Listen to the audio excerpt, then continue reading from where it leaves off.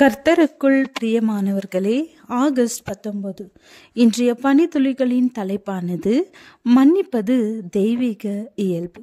வசனம் எபேசியர் 4வது அதிகாரம் 32வது வசனம். ஒருவருக்கொருவர் தயவாயும் மன உருக்கமாயும் இருந்து கிறிஸ்துவுக்குள் தேவன் உங்களுக்கு மன்னித்தது போல நீங்களும் ஒருவருக்கொருவர் மன்னியுங்கள். உலகின் மிகப்பெரிய பாவம் சுயநலம் என்று சொல்லப்படுகிறது. சுயநலத்தினால் தான் ஏராளமான குற்ற செயல்கள் நடக்கிறது. சுயநலத்தினால் தான் மற்றவர்களின் தேவைகளை கண்டு கொள்ளாமல் இருக்கிறோம். சுயநலம் நமது இதயத்தை கல்லாக்கி உணர்வற்று போக செய்கிறது.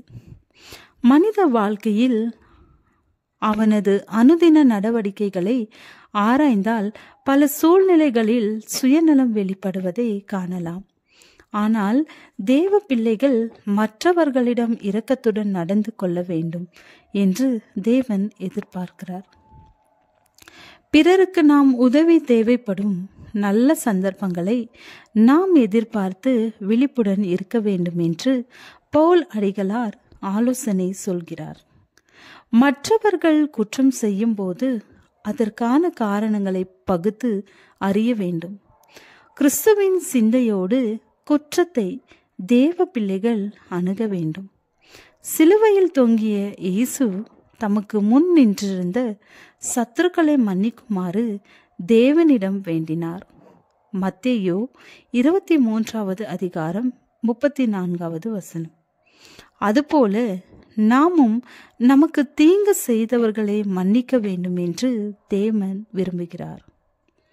நமது சகோதரர்கள் நமக்கு செய்யும் தீங்கை காட்டிலும் அதிக தீங்கான காரியங்களை தேவன் நமக்கு மன்னித்து இருக்கிறார். இதை உணரும்போது மன்னிக்கும் மனநிலையை பெற முடியும். மனதுருக்கம் பிறர் மேல் உள்ள அன்பினால் ஏற்பட வேண்டும். நாம் அனைவரும் தேவனுடைய பிள்ளைகள். சிலர் அவரை அறிந்திருக்கிறார்கள், வேறு சிலர் அவரை அறியாது இருக்கிறார்கள். எனினும் தேவனிடம் பட்சபாதம் இல்லை. அவர் மழை, சூரிய ஒளி, காற்று ஆகியவற்றை எல்லோருக்கும் கொடுக்கிறார். எனவே அனைவரையும் நமது சகோதர சகோதரிகளாக நினைத்து நடத்த வேண்டும். தவறி போவது மனித இயல்பு. மன்னிப்பை அருளுவது தெய்வீக இயல்பு.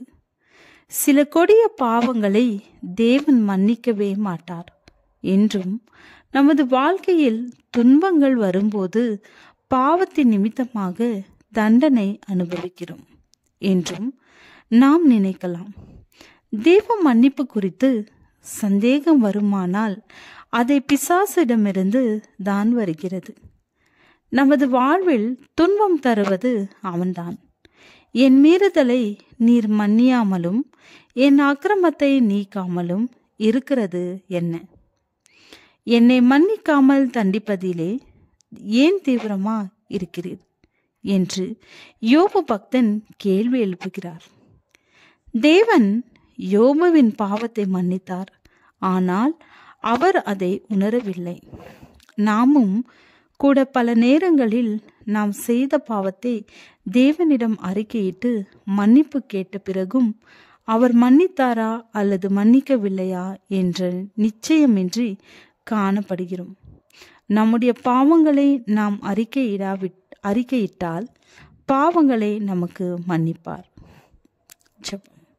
தேவனே, என்னை கழுவி அருளும், அப்பொழுது நான் உறைந்த மலையிலும் வெண்மையாவேன். ஆமென்.